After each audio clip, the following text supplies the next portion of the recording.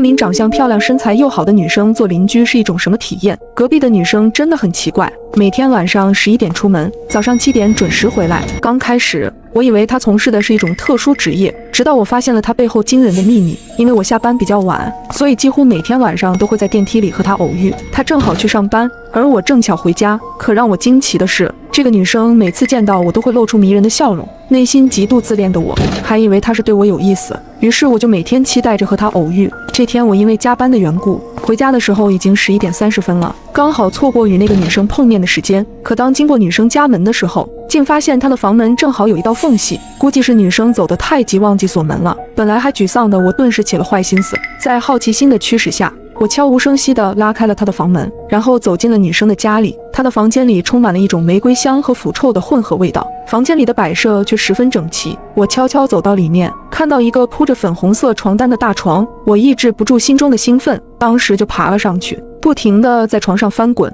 然后我又走进卫生间，看见洗漱台上摆满了女生的化妆品，洗衣机旁边还有她的几件贴身衣物。我刚要伸手去拿，此时房门响了，是有人开锁的声音。奇怪，难道是女生这个时间点回来了吗？我赶紧跑出卫生间，然后连滚带爬地躲到了床底下。房门打开后，我看见那个女生走了进来，我内心祈祷着她发现不了我。可女生一眼便看到了被我弄乱的床单，然而她并没有一点惊讶的表情，只是轻声喊道：“亲爱的，是你吗？”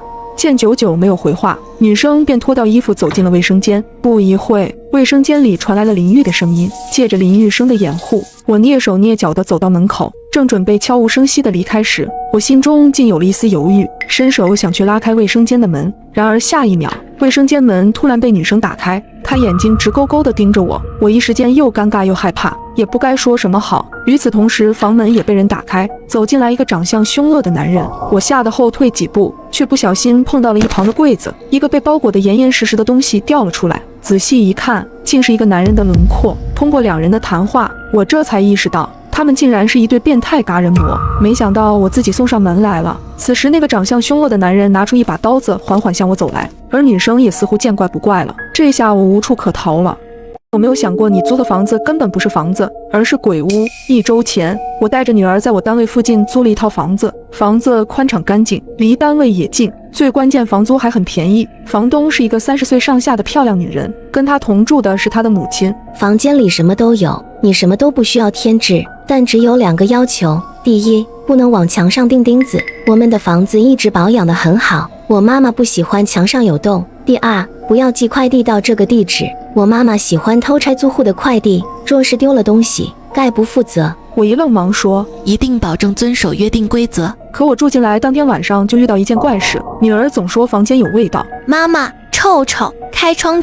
我想着也许是太久没人住了，有霉菌什么的发臭，而我有鼻炎，也闻不出味道。为了女儿，只好一整晚都开着窗。到了半夜，我女儿突然惊醒：“妈妈，我听到有小弟弟小妹妹在哭。”我感觉有点诧异：“妈妈没听到啊，宝贝，你是不是做噩梦了？”妈妈，不是梦，是真的，有小弟弟小妹妹在哭。我心疼地将她抱在怀里安慰：“好了，妈妈知道了，宝贝不怕，妈妈在。”后半夜，我一直把女儿抱在我的怀里。其实我也感觉出来这房子有些奇怪，晚上闭上眼睛的时候，总觉得床在随着地面起伏，像极了什么在呼吸。早上一开门，我竟发现一串水脚印出现在我的房门口。直觉告诉我，事情并不简单。等我送完女儿上幼儿园，到公司才想起来做的计划书没带，只好请了假跑回去拿。就在我拿了材料要走的时候，房东老太太走出来，阴恻恻地看着我：“走吧，再不走来不及了，别怪我没提醒你。”阿姨，您为什么要赶我走啊？你女儿在吗？我正想找她问点事。她不是我女儿。老太太打断了我：“如果我说她是我妈妈呢？”我被吓到了，慌不择路地跑了出去。若是如此，我和牙牙得考虑搬家了。但这个房子是半年起租，押3付3，租这个房子几乎花掉了我大部分积蓄。如果我提前退租，刚付的3个月房租是不退的，想想就肉疼。正在我纠结之际，我被一个算命的老道拦住了。老道挂了个算无一策的牌子：“姑娘要不要算一卦？”我一想，最近我和牙牙都睡不安稳，那就算一卦吧。老道大呼不妙：“下震上坎，易卦相叠，震为雷，坎为易，雷雨交加，险象丛生，环境恶劣啊！你身上有一股儿血腥味儿，住的地方不太平啊。”我心里咯噔一下，便问：“怎么个不太平法？”你有没有想过，你租的房子根本不是房子，不是房子是什么？房东是不是不让你往墙上钉钉子？我点点头。你今晚回去钉一颗钉子就知道了。老道又给了我2张符纸，记住，钉完之后把这2张符纸贴在身上，无论听到什么看到什么都不要出声。到了晚上，女儿睡着之后，我拿出符纸，分别贴在我和女儿身上，然后拿起锤子和钉子，用力并进墙壁。没想到离奇的一幕发生了，房东从来不让在墙上钉钉子，而我却听了老道的话，将1颗钉子钉了上去。没想到离奇的一幕发生了，墙壁上忽然出现了一个黑影。这是个什么东西？妈妈！这时女儿醒了，我示意她不要出声，然后抱起女儿飞奔出房门，却看到房东站在2楼的楼梯口，定定地看着我。大半夜的，你做什么啊？房东一脸关切地看着我和牙牙。你抱着枕头做什么？闻言，我低头看向自己的怀中，不由得头皮一麻。我怀里还真的是枕头，女儿不见了。我转身冲进房间，房间里空空如也。都怪我，我应该早些离开的，也不该听瞎道似的去拿钉子钉什么墙壁，我应该直接搬走。这房子是不是房子，是什么东西跟我无关，我只要我的女儿。房东摘下我身上的符纸，江之，这是谁给你的？这个是迷魂符，你睁开眼睛好好看看。这时天已放亮，我抬起头看着房间内的一切，墙上的黑影不见了，就连锤子和钉子也不见了踪影。牙牙光着脚站在床边，哭着叫妈妈。这什么情况？江之，你知道我这里的房租为什么这么便宜吗？这几年有个房地产开发商看中了这块地皮，而我家是仅剩的钉子户，所以他们想方设法赶走我的租客，切断我和我母亲的经济来源。我母亲还被刺激出了精神病。江之，无论他们说什么都不要相信，给你符纸的人不可信。房东这么一说，我倒有些不好意思了，怪自己轻信那个瞎道士，弄了个迷魂符把自己吓个半死。第2天下班路上再次遇到了那个老道，我一看到那个道士便气不打一处来，不料我还未开口，他便大惊失色道：你的孩子丢了。我冷笑道：我女儿好好在幼儿园呢，你别骗人了。我掏出他给的符纸扔在地上，他脸色苍白，喃喃自语：好厉害的煞气，这符纸被他毁了。装，接着装，开发商到底给你多少钱让你装神弄鬼？什么？瞎道士一脸疑惑。叶呀，小心你的房东啊，尽早搬出来吧，不能搭进去个女儿，再把自己搭进去。你若是不信，就试试他说的第2条禁忌。我懒得跟他废话，直接离开了。傍晚接了女儿回家，我发现这孩子话变得特别少。宝贝怎么了？不开心吗？给妈妈说说。女儿依旧不出声。我想着孩子会不会昨晚被吓到了，便说：宝贝若是不喜欢这个房子，等明天妈妈找老板预支一下工资，带你重新租个房子好不好？不好。女儿突然开了口：我不要离开这个房子，这是我家。我一愣，牙牙这个态度我完全没想到。我想起今天瞎老道说我女儿丢了的话，一股凉意自脚跟直冲脑门。若眼前的人不是我的女儿，那会是谁？晚上我躺在床上，想起了老道说的第2条禁忌，我咬了咬牙，便买了一个次日达的生活用品，写了房东当初发给我的地址。天一亮，我送完女儿上幼儿园，没有一点心思去上班了。突然快递的电话打过来了。您好，您的送货地址好像不对。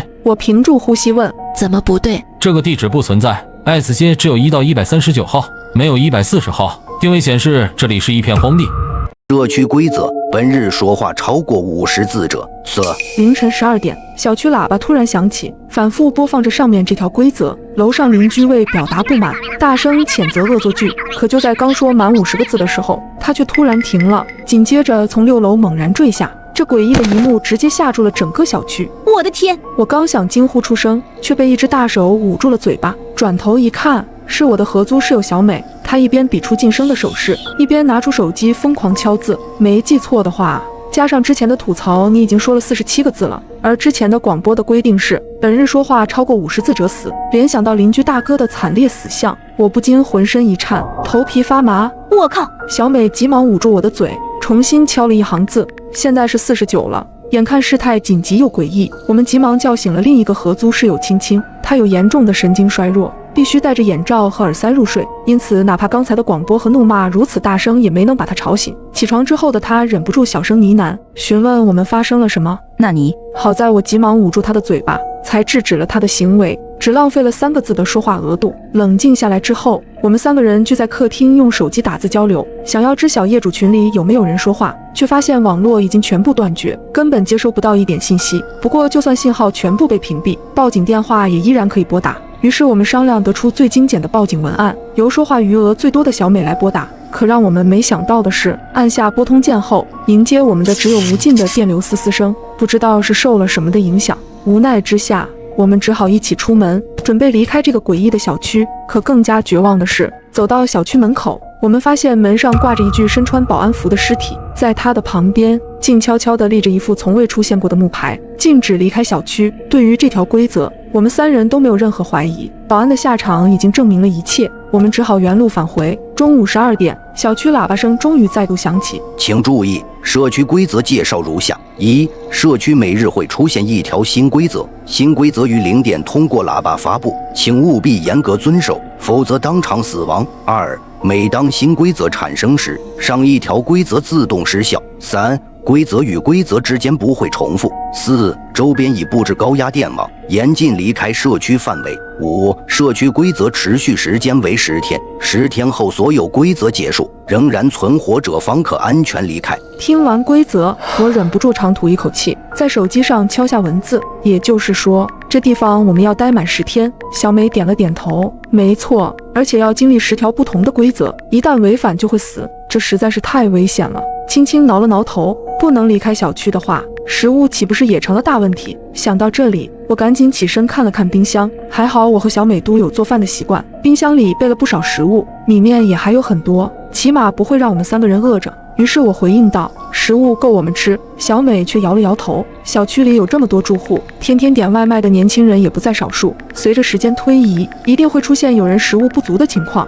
或许到后面几天，每天饿死的人都比死于规则的多，而且就算饿不死，饥饿状态怎么应付这么多规则？看了他写的话，我顿时恍然大悟，千万不能向别人透露我们有充足的食物储备，而且门窗也一定要锁死，防止那些没有食物的人精神崩溃，做出可怕的举动。接下来的整整1天，我们都在窒息般的压抑里度过，面面相觑，谁也不敢说话，尤其是我，只剩下最后一个字的额度，只要敢开口，就会当场暴毙。为了帮我管住嘴，小美直接用胶带封住了我的嘴。而到了傍晚，一夜没睡的我困意来袭，双眼疲倦，却根本不敢趴下睡觉，生怕万一睡着后撕掉胶带说了梦话，就会当场殒命。在精神紧绷的状态里，我只能全程盯着时钟，期待它能走得稍微快一点。好在后面没出现什么意外。在我即将精神崩溃的时候，午夜的钟声在整个小区响起，0点到了。第2天的规则终于响起，社区规则2：本日睡眠时间超过3小时者死。听到完整规则后，我气愤极了，只想回家找妈妈。这规则是针对我的吧？精神紧绷整整1天，就等着规则刷新睡个好觉了。新规则居然限制睡眠，一股不忿的念头涌到心间，我终于忍不住撕掉嘴上的胶带，破口大骂起来。去你的狗屁规则！反正新规则产生之后，上一条规则就会自动废除。我现在不管说多少话都不会出事，可还没骂几句，喇叭里竟又传出了新的话语。小美急忙捂住我的嘴，示意我仔细倾听。请注意，社区原有人数600人，首日规则后存活531人。此言一出，我们3个都冷不丁打了个寒战。短短1天时间，小区里居然死了69个人。那第2条规则我们又该怎样度过呢？社区规则2：本日睡眠时间超过3小时者死。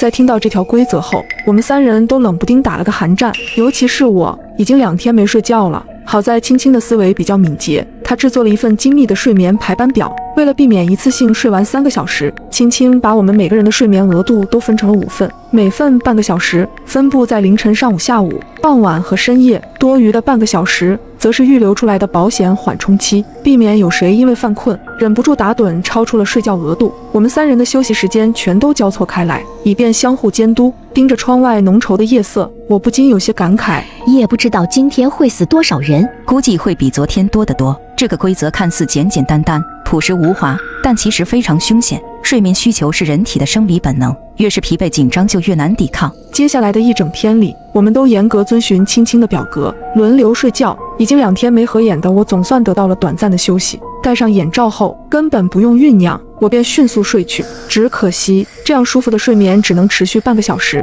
临近时间节点时，我被小美和青青疯狂摇动，从睡梦中挣扎起来，喝了杯咖啡振作精神。等到上午9点时，才终于迎来第2次睡觉机会。如此反复，随着时间流逝，小区里惨叫声此起彼伏，想必都是因触犯规则而死去的人。在紧张忧虑里熬过24个小时后，总算等到了午夜钟鸣第3次出现。社区规则3：本日看到阳光者，则请注意，2日规则后，社区存活397人。第3天的核心是阳光。听到这里，我终于松了口气。这次的规则总算不涉及睡眠和休息了。现在是0点整，最近我们这里日出的时间大概是6点50，咱们在6点之前把门窗全部封死，应该就不会出事了吧？小美点了点头。之后的一整天，我们想睡多久都没事了。随后我们分头行动，将每一扇门窗全部都贴上了黑色胶带，为了避免漏光，更是对缝隙的位置多贴了7、8层。最后我们又用木板把每一扇窗都彻底堵死，以免规则使坏。突然刮起大风，把玻璃给掀开。做完这一切后，客厅就像是一个深邃的黑洞，我终于安心钻进了被窝里沉沉睡去。不知道睡了多久，我被一阵急促的敲门声惊醒，看了看时间，已经是下午1点半。阳光最盛的时候，门外传来好几道凌乱的脚步声，如同幽灵一般在楼道里乱窜，不停地敲门踹门，甚至用指甲刮出刺耳的声。被动静惊醒的青青也凑了过来。这个社区规则实在是太恶毒了些。第1天的规则束缚了居民的交流，第2天的规则又限制了居民的睡眠，第3天的规则连阳光都要剥夺，这样居民们会因为食物、水、求生等因素变得癫狂。虽然同情，但为了避免外边的人做出过激行为，我们只好合力挪过来一个高大的衣柜抵在门口。之后的半天时间，我们再无睡意，3人只能牢牢守在门口，听着那些惨烈的哀嚎以及各种砸锤撞门声。终于，发布规则的喇叭再次响起，请注意，3日规则后，社区存活299人。社区规则4：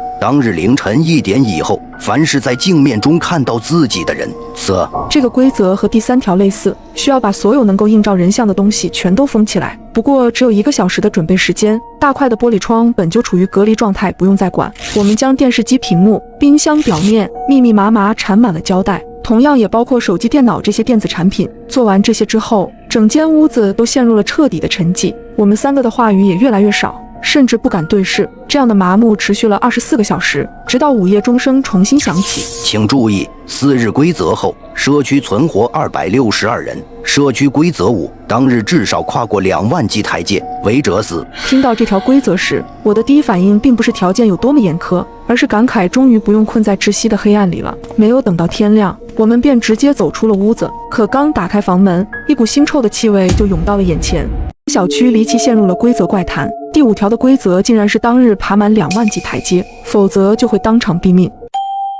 没有等到天亮，我们便早早行动起来。可刚走出房门，一股腥臭的气味就涌到了眼前。楼道里七零八落躺着不少居民的尸体，想必这就是违背前几条规则的下场。想到这，我们3人再也不敢怠慢，开始一步步爬楼梯。不过我们低估了这个规则的难度，因为很久没有这么大的运动量，仅仅是6000阶，我们3人就精疲力尽，双腿抽搐，瘫软在地上。无奈之下，我们只好暂时回屋休息，待到中午12点才重新开始新一轮爬楼。不少存活下来的住户也纷纷加入了爬楼大军。人多起来之后，紧张感略微减少，可这2万级台阶依然是难以逾越的大山。直到晚上10点半，手机上的步数终于到了21000步。为了确保万无一失，我们多走了1000步。艰难地回到家后，没等我们喘口气，午夜钟声准时响起，一片片惨烈声也随之而来。小区里不少行动不便的住户都没能熬过这个规则。一位60岁的阿姨因为体力不支，仅仅走过9000级台阶，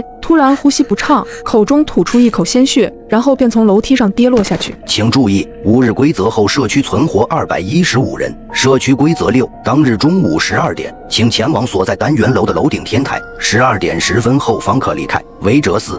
听到这个规则之后，我愣住了。什么意思？只需要花10分钟去一趟楼顶，这么简单吗？社区规则从来没有仁慈过，这条看似简单无害的规则里，一定隐藏着恐怖的杀机。临近11点，我们3人早早来到天台，起初能够找到一些关于规则的线索，而随着时间推移，顶楼上的住户越聚越多，30-40人一起研究，直到接近了中午12点，我们都不明白规则的目的到底是什么。这时，一道突兀的尖叫声扯破了所有人的注意力。那是什么？我急忙循着声音抬头看去，果然在远处的天空中看到了一个黑点。仅仅是3秒之后，黑点的后方便有更多黑点迎风而来，待它们飞得近些，我终于看清它们居然是一只身形庞大的怪鸟。显然，它们就是第6条规则给我们的考验。小美小声嘀咕道：“我们该不会是他们的猎物吧？恐怕是的。”果然，怪鸟们没几秒的功夫就飞到了小区上空，一边盘旋，一边时不时俯冲过来，对准人类扑击撕咬。它们速度很快，爪牙异常锋利。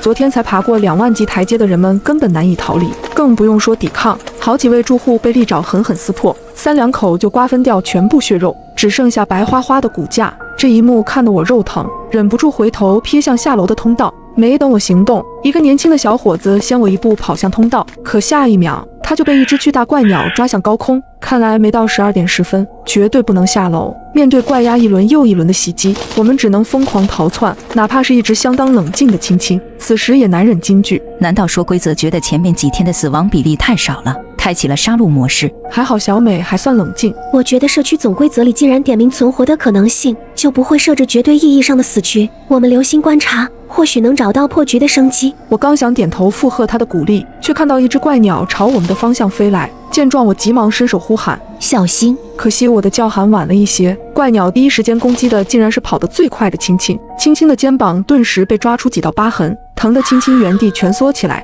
小美见状，迅速拿起一根木棍反击，赶走了青青身上的怪鸟，接着冲我大喊：酱汁，怎么办？再这样下去，我们都要死定了！眼看怪鸭在头顶越聚越多，我的心也坠落到了谷底。绝望的我甚至想闭上眼睛迎接死亡。不对，怪鸭吃人的行为好像是有规律的。周围满地都是住户残破的身躯，有些已经成了白骨，被吃了个精光，另一些的身躯则相对完整。如果没记错的话，这些怪鸭并不会吃那些已经躺下的住户。念头一转，我猛然想通了一切，立马朝着青青和小美高声呼喊：他们有视力缺陷，怪鸭喜欢攻击活动敏捷的人，躺在地上就会没事。说完之后，我也立马原地俯身趴下，把身体死死粘在地面，足足在心里默数了半分钟，竟都没有一只怪鸭找上门来。这一刻，我终于松了口气。幸存的住户都学着我的样子，死死贴紧地面，不敢动弹分毫。怪鸭们变得茫然失措，突然没了目标，只能在楼顶一圈圈的盘旋。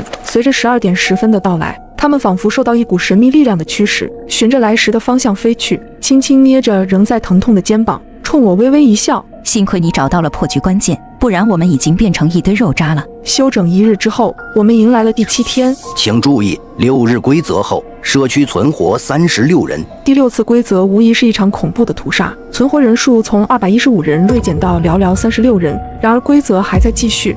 请注意，社区规则7，当日必须前往1号楼第10层乘坐1次电梯，违者死。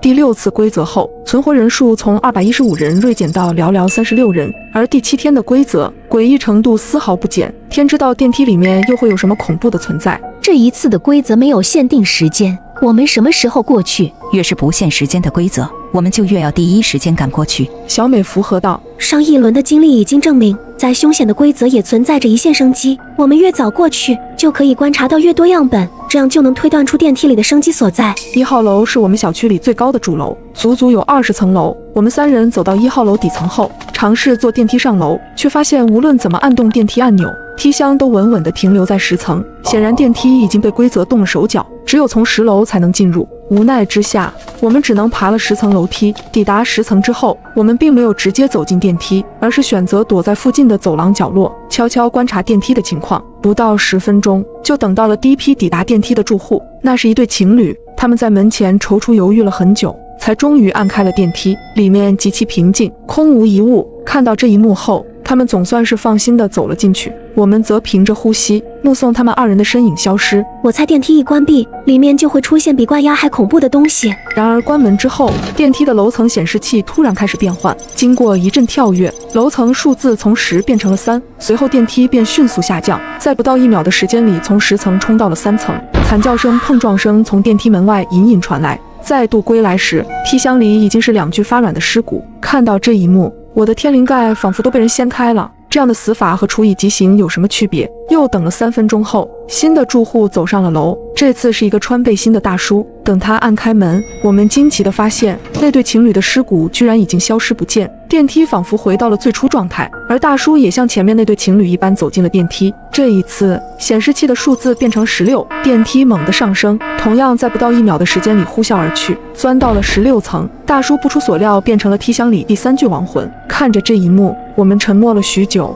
所以说，这个电梯每一次开启都会随机选中一个楼层，以极快的速度冲刺过去，恐怕是这样。那这样的话，我们必须随机到上下3层以内才有可能存活吧？这个规则也太考验运气了。然而青青却说，往上3层恐怕也悬，要知道经历这样快速的冲刺，向上比向下还要可怕。后续的半个小时里，我们又蹲守到了3批住户的踪迹。先是一个戴眼镜的女大学生，她极其幸运，随机到了9层，仅仅需要下坠1层，哪怕速度快，但也只是有惊无险。女大学生高兴地从电梯中走出，而后面的2拨人就没那么走运了。一个年轻人倒霉地抽中了2层，电梯急速俯冲，送回来一堆渣子。最后一批人是4人同行，3男1女一起进入，随机到了15层，急速上升之后，同样没有1人幸免。这一关太难了，能活着走出来的只有女大学生1个人。正在我陷入沉思时，轻轻的声音突然打断了我。去电梯。我和小美都有些莫名，怎么了？先进去再说，不要被人抢先了。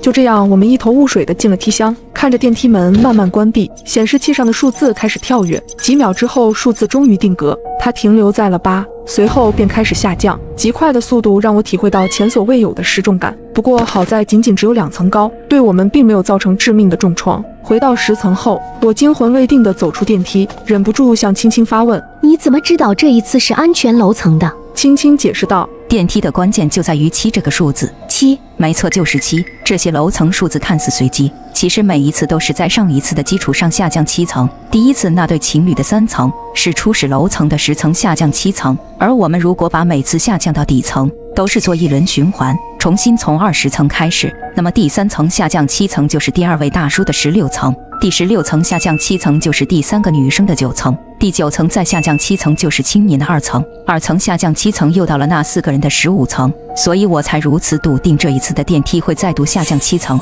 也就是我们所经历的第8层。听完青青的话，我和小美都惊讶地捂住了嘴。电梯规则的背后居然是这么简单的规律。度过安稳的20多小时后，第8天的钟声终于响起。请注意，7日规则后社区存活9人。不知不觉之间，我们已经在恐怖的规则束缚中待了7天7夜。在紧张的氛围里，我们又迎来了第8日的规则。请注意，社区规则8。深夜，班长在女生宿舍群发了张奇怪的自拍照，他浑身血渍，拿着一条手臂对着镜头微笑。我正想吐槽，可下一秒弹出一条新消息：人手不够，请留校女生立刻到寝室楼下集合。我瞬间从床上清醒，浑身被冷汗浸湿，紧接着上铺传来一声尖叫，室友小美也被这张照片吓到了。酱汁，班长他疯了吗？因为是假期，我们寝室只有我和小美2人留校，其他寝室留校的女生也不多。学校为了方便管理，便把班长拉进了女生宿舍群。在班长发完这几条消息后，群里瞬间炸锅了。306陈平，班长，大半夜的你别吓人好不好？310小美，要不要报警？308赵岩，有没有和男生那边关系好的？问一下是怎么回事？304李青青直接回怼，班长你神经病啊，搞这种恶作剧。304寝室就我1个人，2条手，有种你就来。就在李青青发完这条消息之后，班长陈翔立刻回复，我已经到楼下了，立刻上来。说完附上一个菜刀的表情。怎么办啊，酱汁？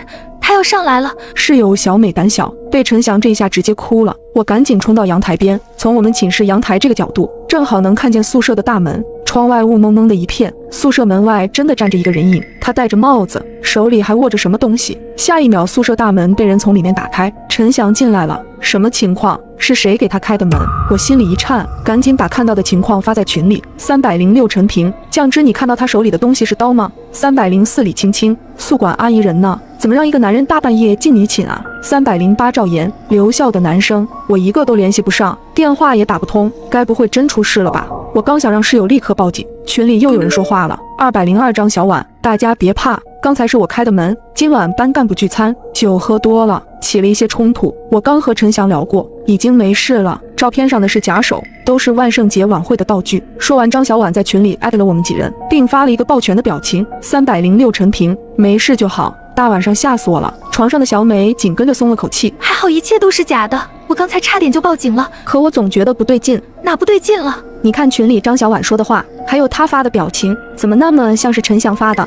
张小婉以往在群里聊天，总是习惯先发一个潮流的表情图，并在每句话的结尾加上一个符号。她刚刚的聊天实在太像陈翔说话的习惯。砰砰砰！说话间，宿舍的房门突然被人拍响了，我心里一惊，低声道：“是谁？”隔了许久，门外传来回应：“是我赵岩，寝室里就我一个人，我有点怕。”听到这，我稍稍松了口气。赵岩的308寝室就在我们宿舍隔壁，可我刚才并没听见隔壁寝室有开门的动静。小美不想我开门，但赵岩在外面一直催促，甚至是威胁。无奈之下，我最终还是打开了寝室门，让赵岩进了宿舍。随后我立刻反锁了房门。赵岩一脸惊恐地看着我：“江之，你有没有觉得不太对劲？我刚才给张小婉打了语音，她死活不接，而且……”说着，赵岩翻出之前陈翔在群里发的那张照片，并将照片不断放大。你们还记得张小婉右手上有个星星纹身吗？是不是和这个纹身很像？经赵岩这么一说，我立刻想起来了，张小婉确实向我们炫耀过她右手小臂上的纹身。这么一对比，无论是纹身的样式，还是纹的位置，都和照片上的断手一模一样。你的意思是，张小婉已经被陈翔杀了？刚才都是陈翔冒充张小婉在群里说话，可他为什么要做这种事啊？赵岩看向我，说话都带着颤音。你听我说，大学城最近出了好几起命案，我有个亲戚是刑警队的，他告诉我，那个变态杀人狂只在雨夜动手，而且每次都会砍下死者的双手带走，好像是有什么心理障碍。我听说陈翔在男生那边很不合群，而且每到下雨天的时候，他都会消失不见。我感觉那个杀人狂就是陈翔。正说着，屋外一道闪电掠过，伴随着惊雷落下，一场暴雨即将来临。